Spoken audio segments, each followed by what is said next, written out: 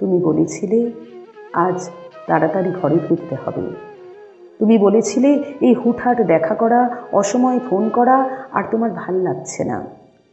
আমি বুঝে গিয়েছিলাম বিচ্ছেদ চাইছ। তারপর অলিখিত স্বাক্ষরে তুমি যখন ইনভিজিবল কোর্টে আমার বিরুদ্ধে বিচ্ছেদের মামলা ঠুকে দিলে, আমি বুঝেছিলাম তুমি মুক্তি চাও।